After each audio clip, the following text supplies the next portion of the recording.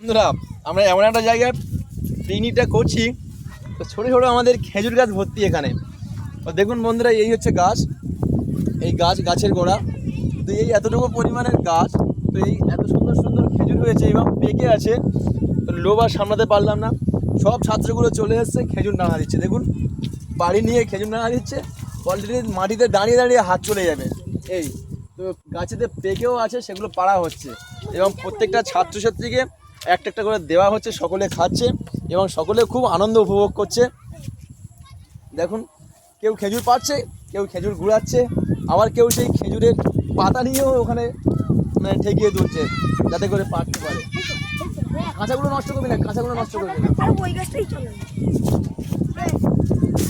তো আমাদের এই সত্যি পিকনিকটা আজকের আমাদের একটা চিরস্মরণীয় হয়ে থাকবে এবং খুবই ভালো লাগছে। সবাই পিকনিক ভালো লাগছে না? এই কাঁটা আছে, ফেলে দাও, ওটা উপরে ফেলে দাও। হ্যাঁ ফেলে দাও, চলে এসো।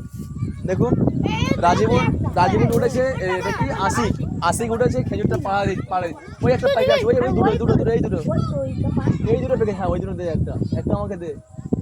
ঠিক আছে, খেতে হচ্ছে।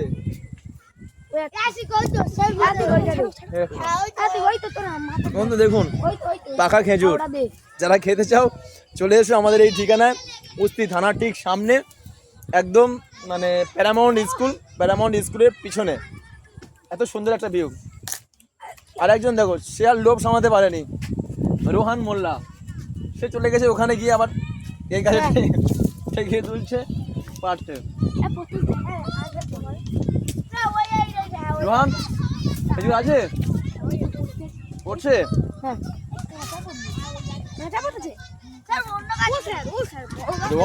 রোহান খুব ভালো চুরি করতে পারে,